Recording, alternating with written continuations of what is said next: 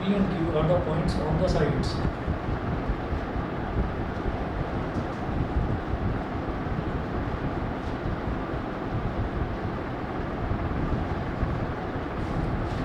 Are the points on the sides. DE and DF of a triangle DEF.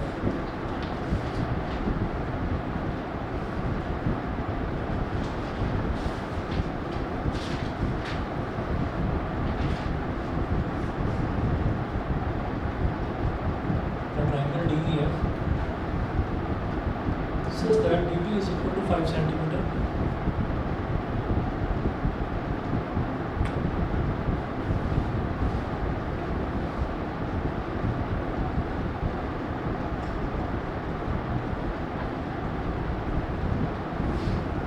Such that dp is equal to 5 centimeter. Comma de is equal to 15 centimeter.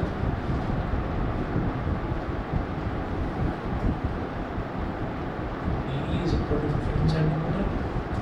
Comma dq is equal to 6 centimeter.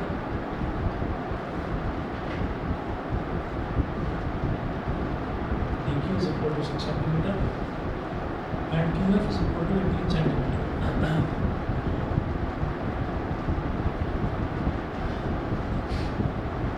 QF is equal to 18 centimeter. Full stop. Is PQ parallel to EF?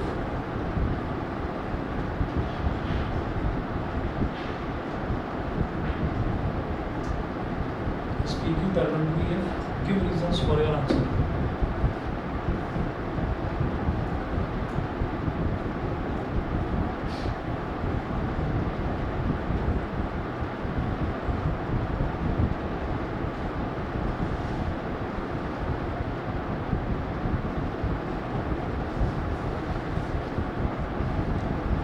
इन्होंने कहा P and Q are the points on the sides DE and DF of a triangle DEF. तो अब हमको एक triangle दे रखा है DEF, बना दीजिए इस तरह से.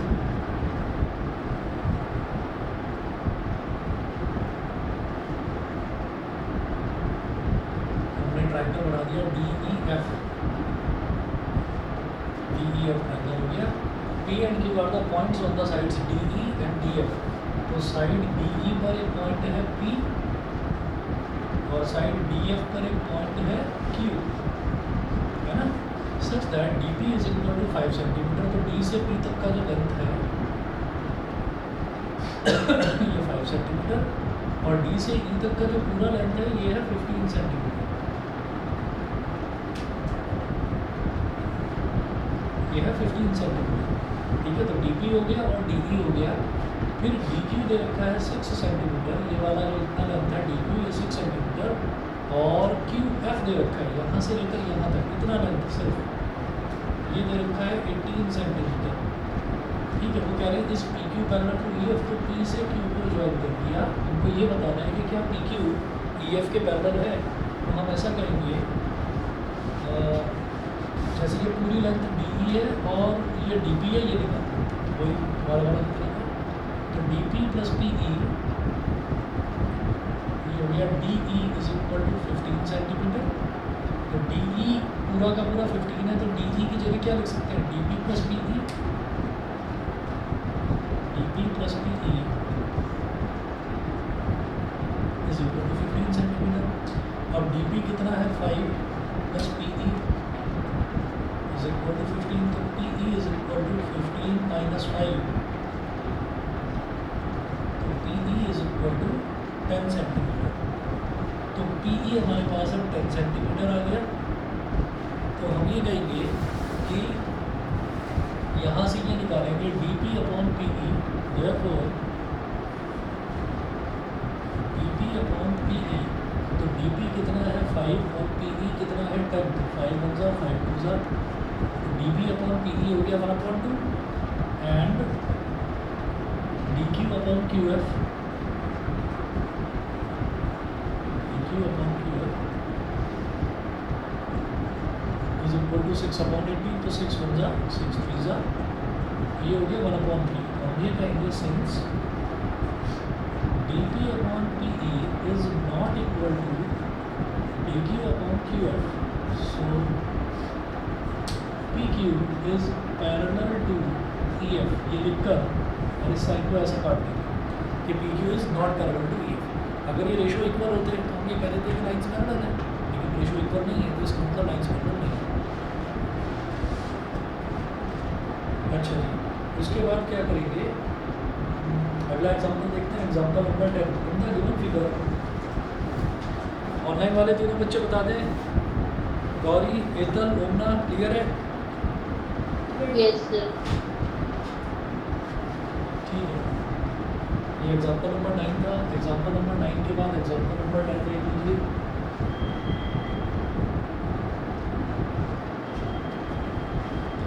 एग्जाम्पल नंबर 10 में है in the given figure P S upon S Q.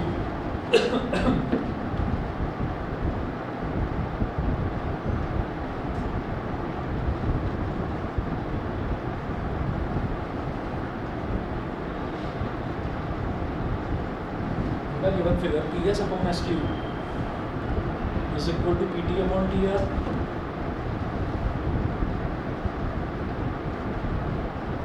Is equal to PT upon TR. And angle PST is equal to angle PRQ.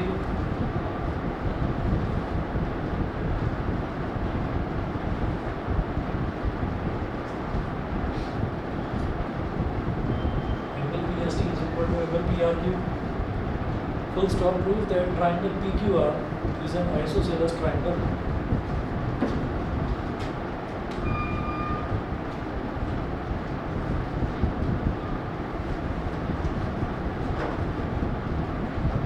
Triangle PQR is an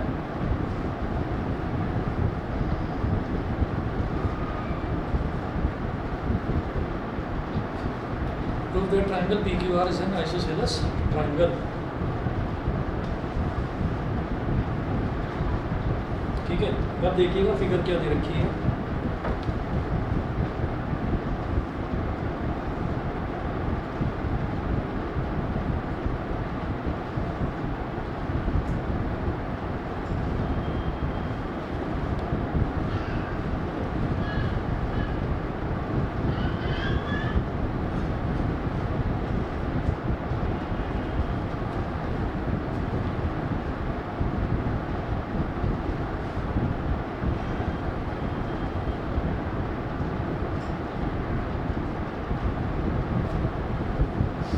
ये फिगर दे रखी है। अब इन्होंने बोला P S upon S Q is equal to P T upon T R. ये दे रखा है कि P S upon S Q is equal to P T upon T are.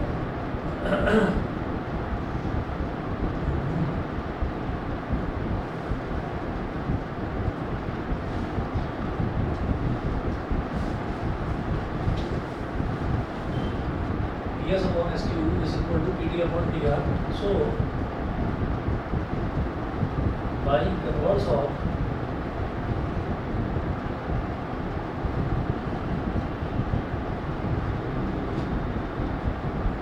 by converse of Thales theorem, ST is parallel to QR. ST जो है वो QR के parallel हो गया by converse of Thales theorem.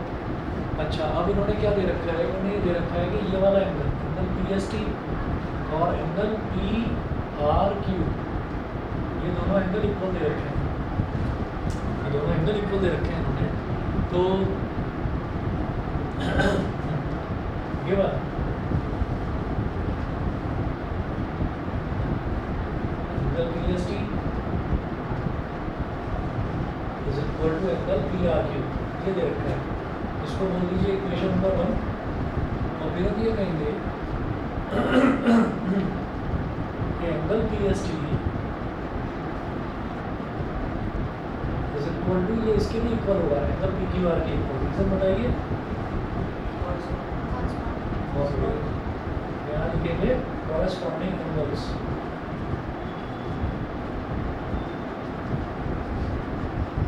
corresponding angles because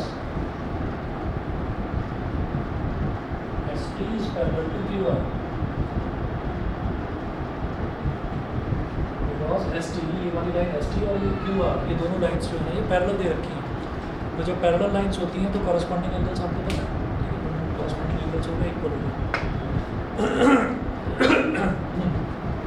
अब हम ये करेंगे कि ये वाला एंगल भी इसके इक्वल और ये वाला एंगल इसके भी इक्वल, तो ये दोनों एंगल आपस में इक्वल। तो फ्रॉम इक्वेशन 1 and 2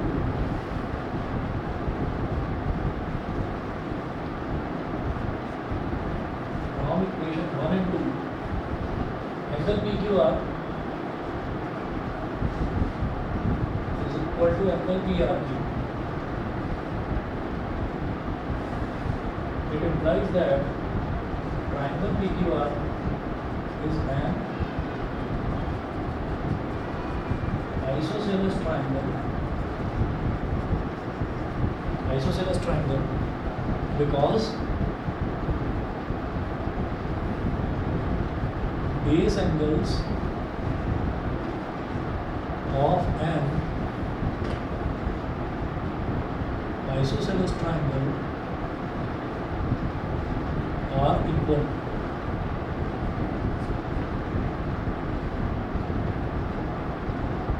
ये प्रूव हो गया, बताइए तो क्लियर है? ठीक है। एग्जाम्पल नंबर 11 देख लीजिए। The line joining the midpoints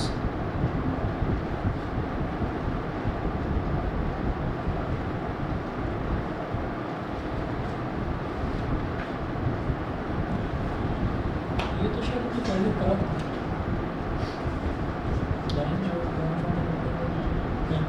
वो अलग था। The line joining the midpoints of two sides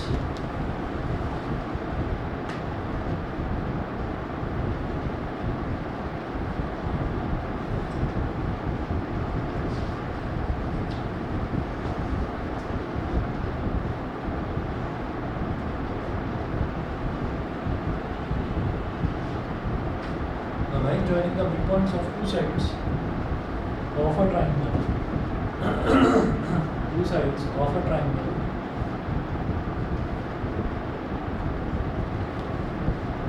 is parallel to the third side.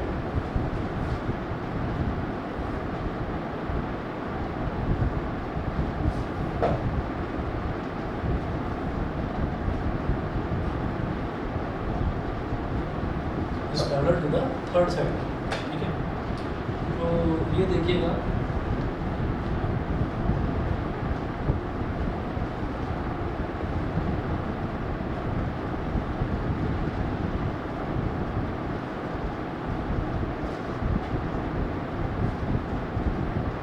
और यहाँ लिखे प्रूव इट, इसी का सॉल्यूशन है। एक ट्रायंगल बना दिया ABC और AB का मिडपॉइंट ले लिया P और AC का मिडपॉइंट ले लिया Q।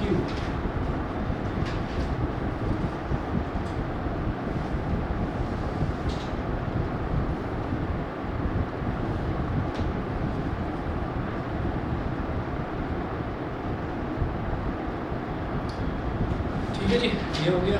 अब देखिएगा, अब इसमें क्या करना होगा। The line joining the mid points of two sides of a triangle is parallel to the third side. इसको प्रूव करना, तो is parallel to the third side. तो let ABC be a triangle where P is the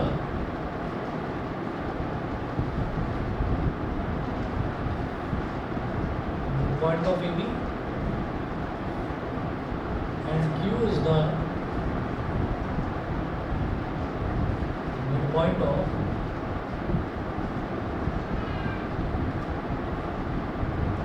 that ABC be a triangle where P is the midpoint of AB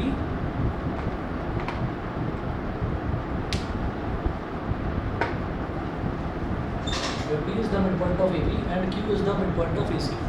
तो P तो हो जाएगा AB का midpoint और Q हो जाएगा AC का मिडपॉइंट। ये दे रखा है। मेरे को क्या प्रूव करना है? मेरे को ये प्रूव करना है कि ये जो PQ है ये BC के पैरेलल है। तो इसको कैसे करेंगे हम prove?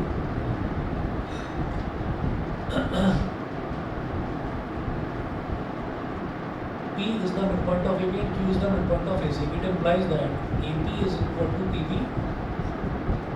and AQ is equal to QC। अब AP PB के इक्वल है, तो ये जो PB है इसको डिनोमिनेटर में ले आइए क्या हो जाएगा A P upon P B is equal to 1, बताइए A P upon P B one के इक्वल हो गया, and A Q upon Q C is equal to 1, A P upon P B भी बन के equal, A Q upon Q C जो है वो भी बन के equal. It implies that A P upon P B is equal to A Q upon Q सी. तो इस वजह से A P upon P B और A P upon P B और A Q upon Q C ये दोनों equal हो गए. और जब ये दोनों रेशियो हमारे पास इक्वल हो गए तो कहेंगे so by converse of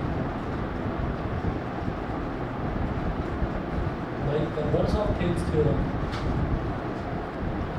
by converse of Thales theorem PQ is parallel to BC. हमको यही प्रूव करना था कि ये जो PQ है ये BC के पैरेलल होगी.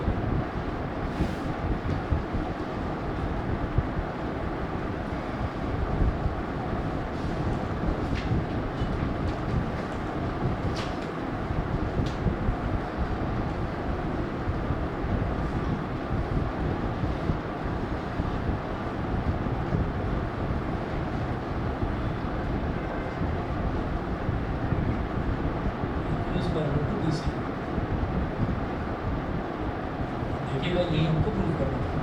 ठीक है, आगे चलेंगे.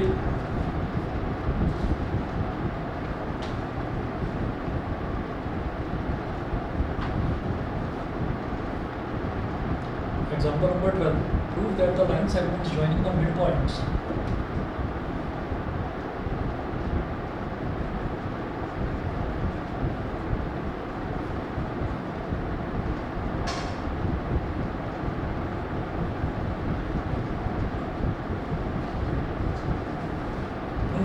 segments joining the midpoints of the adjacent sides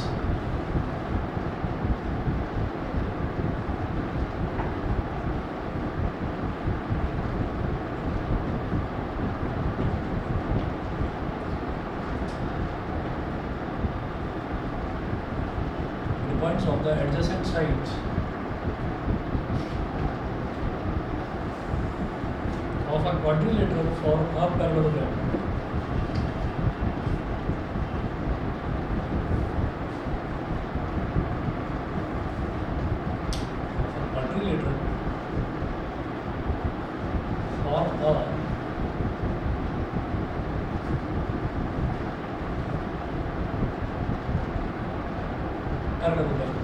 ठीक है, तो prove that the line segment joining the midpoints of the adjacent sides of a quadrilateral, adjacent sides of a quadrilateral. अब quadrilateral जैसा मन करे वैसा बना लीजिए.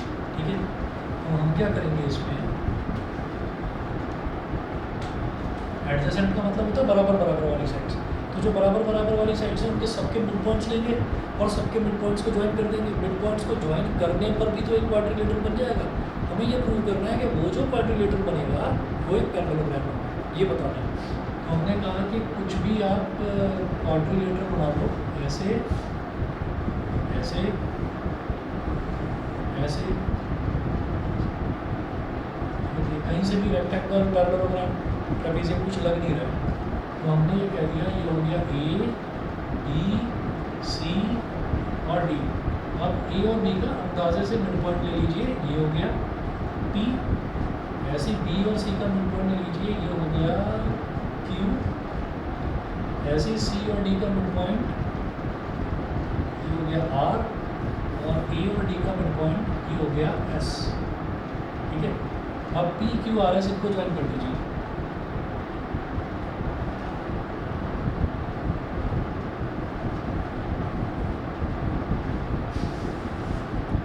पी से क्यू को, क्यू से आर को,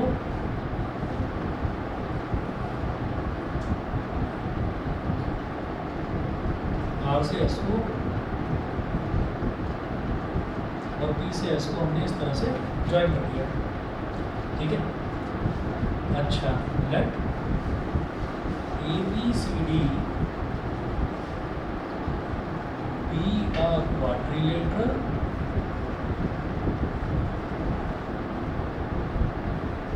and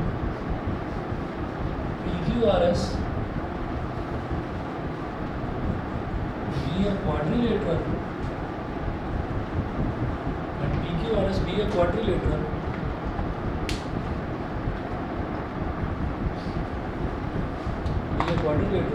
formed by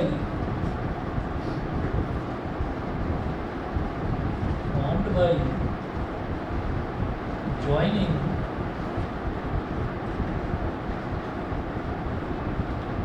the midpoints of AB, BC, CD and DA, यानी कि सबके मिड पॉइंट्स को ज्वाइन करके जो क्वाड्रिलेटरल बन रहा है ना, उस क्वाड्रिलेटरल को हमने बोल दिया PQRS।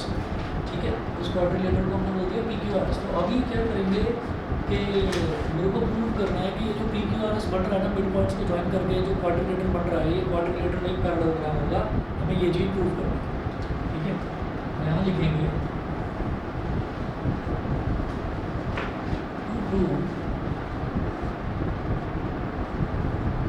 PQRS is a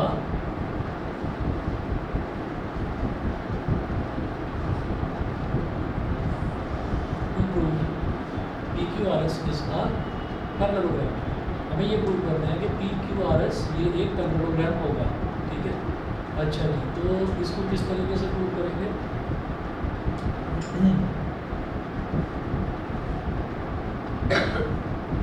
अब एक काम करिए इसमें ना, आप B से D को ज्वाइन कर लीजिए या A से C को ज्वाइन कर लीजिए, मतलब कुछ भी, कोई भी आप एक डायग्राम बना लो ABCD का, कोई एक डायग्राम बना लो। ठीक है, अब वो देखिएगा डायग्राम कैसा बनेगा। हमने B से D को ज्वाइन कर दिया, जो भी हम कंस्ट्रक्शन करते हैं तो कंस्ट्रक्शन हम डॉटेड लाइन से करते हैं। डॉटेड लाइन बनाएंगे B से D।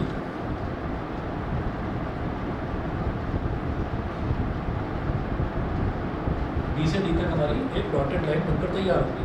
अब इसके बाद आगे चलते हैं। आगे हम ये कहेंगे यहाँ पर इन ट्राइंगल ABD, अब ये दो ट्राइंगल होंगे बेटा, देखिए ABD और दूसरा CDB। ये कहेंगे in triangle ABD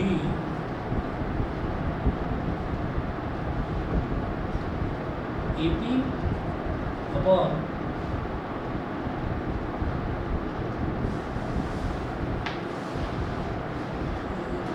ninth class में आपने ट्राइंगल्स की मिड पॉइंट थ्योरम करी थी क्या? मिड पॉइंट थ्योरम क्या कहती थी? The line joining the midpoints of two sides of a triangle is parallel to the third side and is equal to half of it. याद है? याद है? इसको याद है? AB upon PB या AB is equal to PB।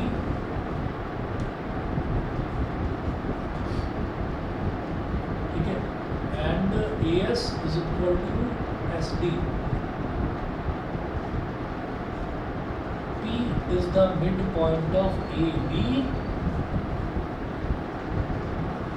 Reason लिखना बहुत ज़रूरी है, नहीं तो ऐसे तो समझ में आ जाएगा, कट करते चले जाएंगे, लेकिन रीजन जरूर लिखना है क्योंकि स्टेप मार्किंग रहती है CBSE। तो P is the midpoint of AB and यहाँ पर लिखेंगे S is the midpoint of AD।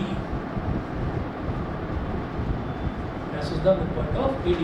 AP is equal to PB है, it implies that AP upon PB, इस PB को इधर ले आएंगे, AP is equal to PB है ना, तो PB को डिनोमिनेटर में ले आए तो AP upon PB is equal to 1। Similarly AS is equal to SD है, तो AS upon SD is equal to 1।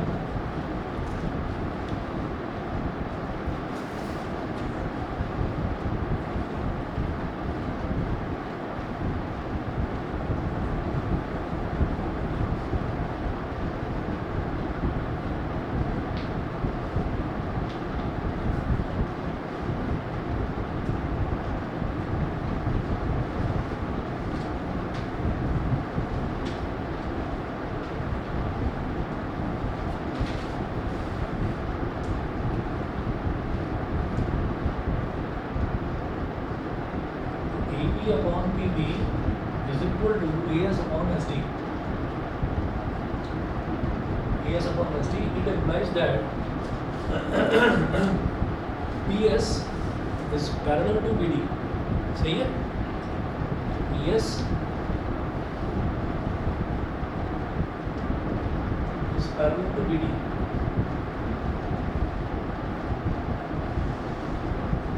by inverse of Thales theorem.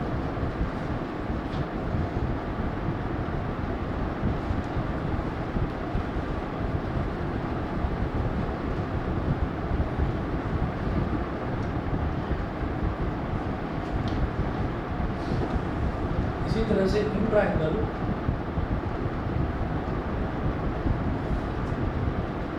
Midpoint theorem से बड़े अच्छे से हो जाएगा, पर ये आपका ट्राइंगल्स वाला चैप्टर है ना, इसमें इसको थेल्स थ्योरम से करना पड़ेगा। इस वजह से मैं वो नहीं बता पा रहा हूँ कि PS is parallel to BD तो है, लेकिन PS is equal to half of BD नहीं बता रहे हैं। सर दूसरे ट्रायंगल में QR इक्वल्स टू करेंगे तो पैरेलल हो जाएगा। बना जाएगा तो PS is parallel to QR आ जाएगा हमारे पास, ठीक है। सर A और C को भी ज्वाइन करो, लंबा हो जाएगा, बस इसलिए मैं सोच रहा था मिडपॉइंट थ्योरम से कर लेते, लेकिन वो तो है ही नहीं। वो है नहीं, तो इसलिए यही करना पड़ेगा। चलो PS is parallel to BD, इसको बोल दीजिए स्टेटमेंट नंबर फर्स्ट, क्योंकि इक्वेशन नहीं है इसलिए मैं इसको स्टेटमेंट फर्स्ट बोल रहा हूँ। इक्वेशन में क्या होता है, बीच में इक्वालिटी साइन आता है, ठीक है। जैसे ये है ना इक्वालिटी साइन, जहाँ भी इक्वालिटी साइन आएगा बीच में उसको इक्वेशन बोलेंगे। यहाँ बीच में पैरेलल का साइन है तो उसको इक्वेशन ना बोलकर उसको स्टेटमेंट बोला जाएगा। तो स्टेटमेंट फर्स्ट भी in triangle CBD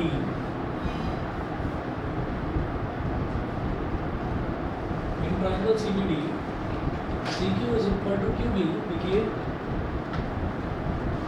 CQ is equal to QB, CR is equal to RD। जिसको ना समझ में आया ना, ऑनलाइन वाले बच्चे भी बता देना भाई, अगर ना समझ में आया तो। अब मैं ट्राइंगल कौन सा ले रहा हूँ, CDB या CBD, कुछ भी बोलिए। तो इसमें क्या है कि Q इसका मिड पॉइंट है, तो CQ is equal to QB, R जो है वो CD का मिड पॉइंट है, तो CR is equal to RD। यहाँ लिखे हुए Q is the midpoint of CB,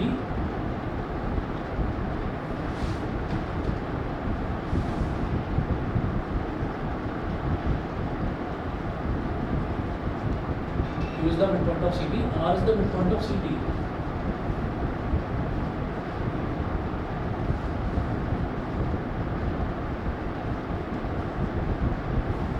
R is the midpoint of CD, ये हो गया। तो यहाँ से हम ये कह देंगे कि जब CQ QB के इक्वल है, CQ upon QB is equal to 1 and CR upon RD is equal to 1। इसका मतलब CQ upon QB is equal to CR upon RD, ये दोनों के दोनों CQ upon QB is equal to CR upon RD, ये हो गया। तो यहाँ से हम ये कहेंगे कि हमारा QR जो है वो BD के पैरेलल है। It implies QR is parallel to BD। जब रेशियो इक्वल आ गया तो इसका मेथड होगी नंबर्स ऑफ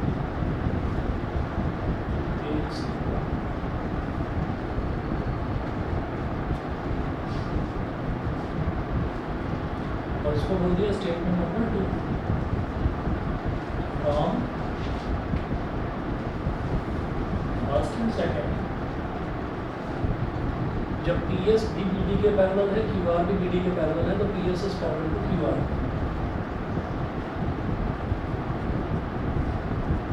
ये हुई statement 3, PS is parallel to QR।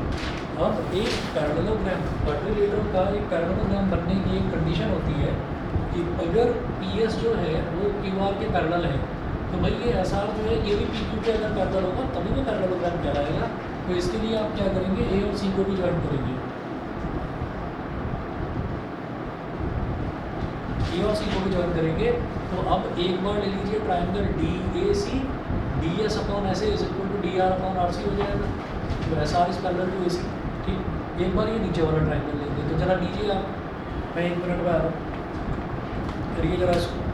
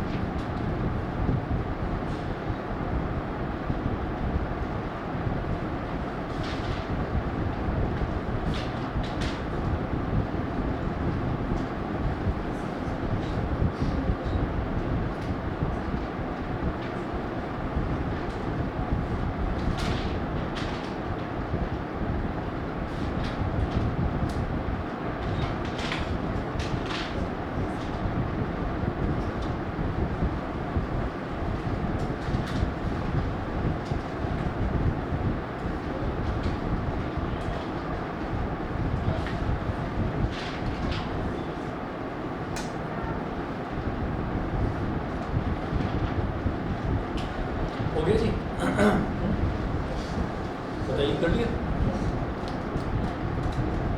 चलिए जी।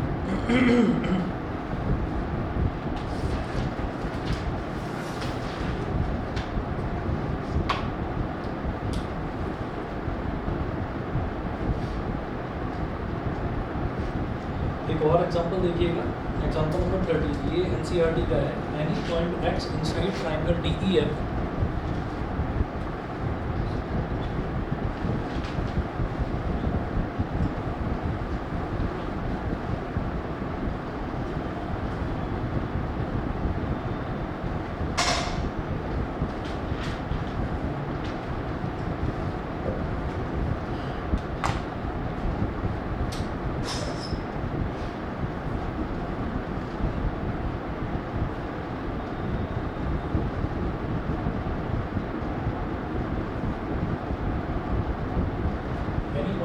x inside triangle DEF is joined to its vertices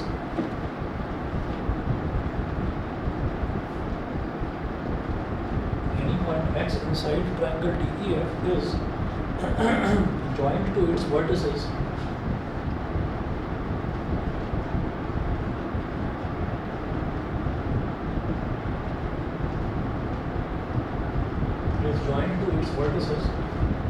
full stop from a point capital P on dx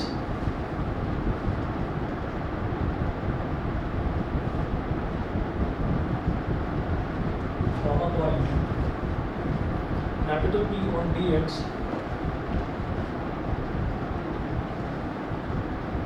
capital P on dx comma PQ is drawn parallel to DE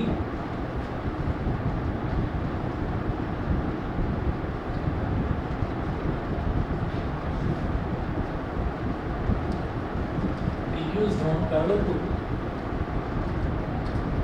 DE meeting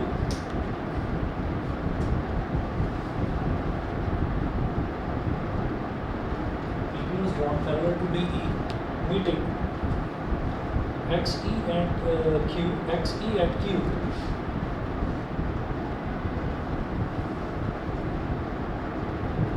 XE at Q and QR is drawn parallel to EF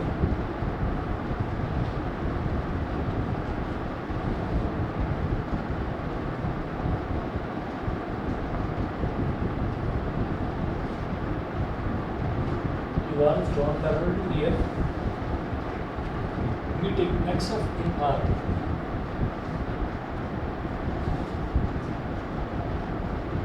meeting XF in R.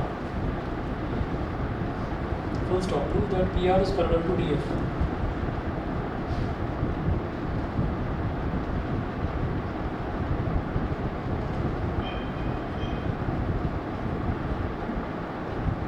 Prove that PR is parallel to DF. अब देखिएगा ये पूरा data दे रखा है इसमें और इसमें question में फिगर नहीं दे रखी है, तो जो भी डेटा दे रखा है उसी की हेल्प से फिगर मेरे को बनानी है, ठीक है। तो देखिएगा any point x inside triangle DEF is joined to its vertices. तो एक ट्रायंगल दे रखा है DEF, तो पहले तो ट्रायंगल बनाएंगे DEF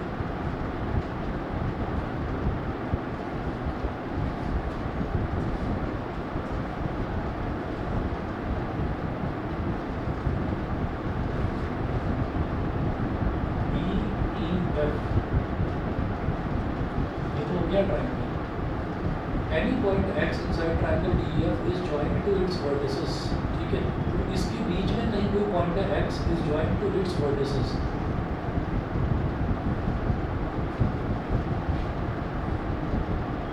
यहाँ पर बीच में पॉइंट x है, तो ये D से जॉइन कर दिया जाता है इसको, x है ये point,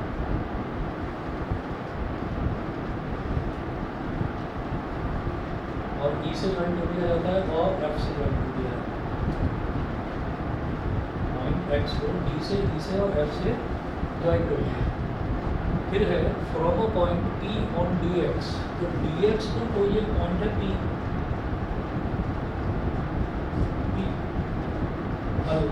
PQ is drawn parallel to DE, P Q draw करना है डी ई के पैरेलल, मीटिंग एक्स ई एट क्यू, एक्स ई को वो क्यू पर मिले।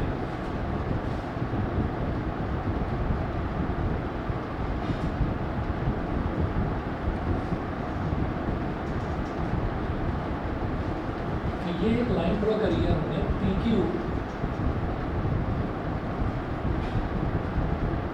is drawn parallel to DE.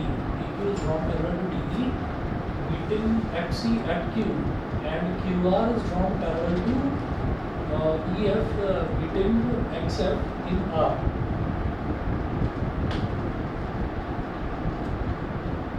ये पॉइंट हो गया R।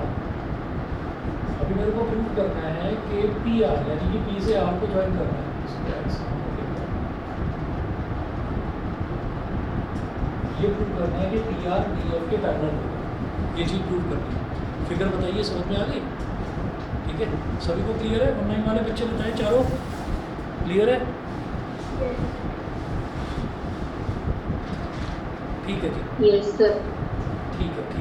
अच्छा, अब इसके बाद देखते हैं एनी पॉइंट एक्स इंटरसेक्टिंग लीजिए, तो फिगर हो गई हमारे पास। अब इन्होंने ये बोला है कि पी क्यू डी ई के पैरेलल है, मैं यहाँ पर लिखेंगे since PQ is parallel to DE, so by Thales theorem, PQ is parallel to DE, so by Thales theorem, XP upon PD, XP upon PD is equal to XQ upon QE.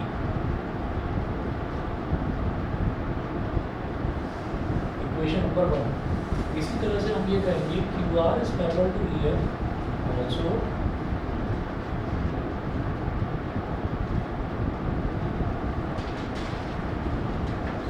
QR is parallel to EF, so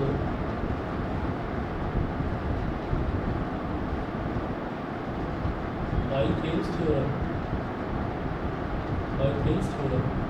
XQ upon QE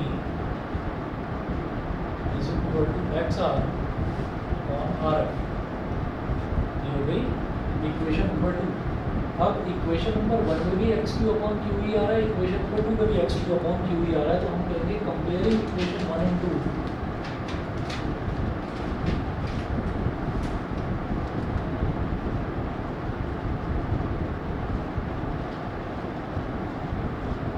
Equation 1 and 2, XP upon PD,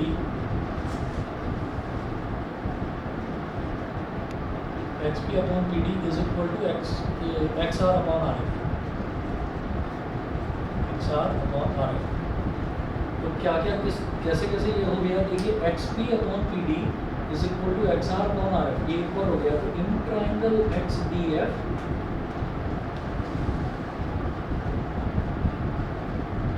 triangle XDF by converse of Thales theorem, in triangle XDF by converse of Thales theorem, PR is parallel to DF, PR is parallel to DF, यही हमको prove करना है इसमें। बता दीजिए भाई, सभी को क्लियर है?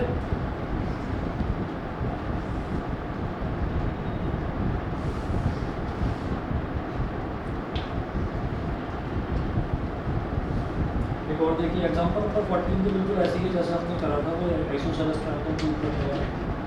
14 छोड़ रहा हूँ और एग्जांपल नंबर 15 करा रहा हूँ। ये NCERT का भी है क्वेश्चन और CBSE में 2008 में भी आया, 2014 में भी आया। ठीक है, थोड़ा है तो मिलता जुलता, जैसा अभी करेंगे ट्रायंगल वाला।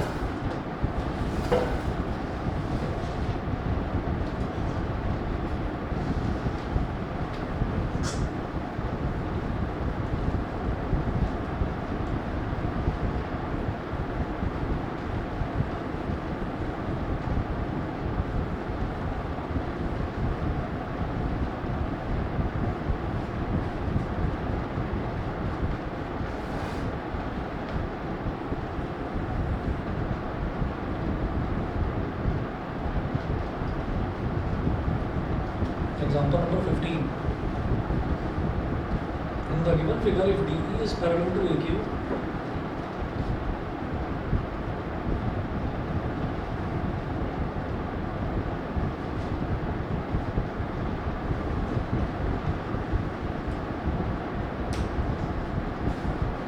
is parallel to AQ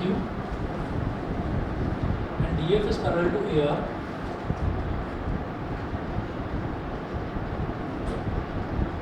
and DF is parallel to AR, full stop, prove that EF is parallel to QR.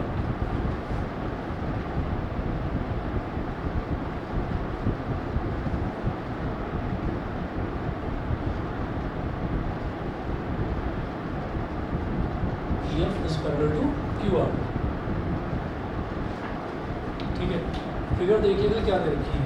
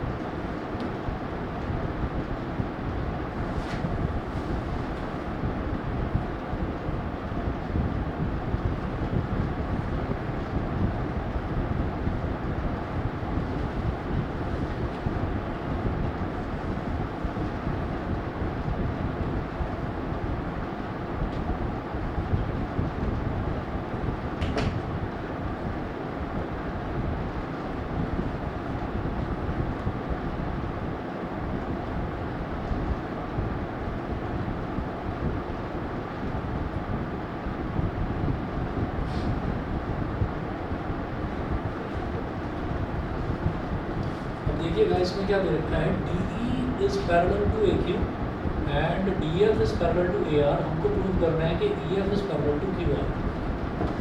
हो जाना चाहिए आसानी से। हम कहेंगे in triangle PAQ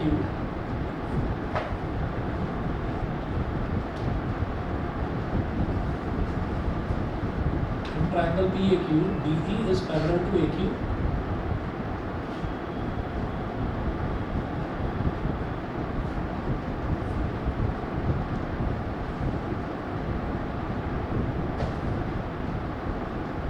is parallel to AQ, so by Thales theorem, PE upon PQ is equal to PD upon DA। Equation 1। ये तो हुआ ट्राइंगल PAQ का। अब in triangle PAR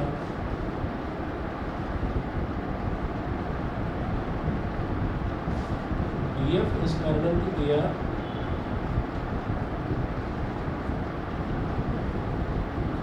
so by Thales theorem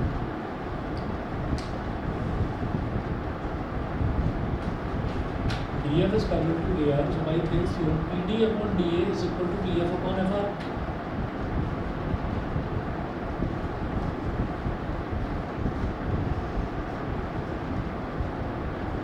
equation number 2।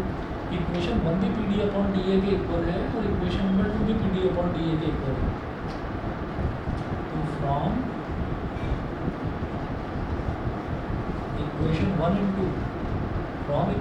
and 2 PD upon EQ is equal to PF upon FR। तो PE upon EQ is equal to PF upon FR by inverse of DPT मतलब वही Thales theorem EF is parallel to QR।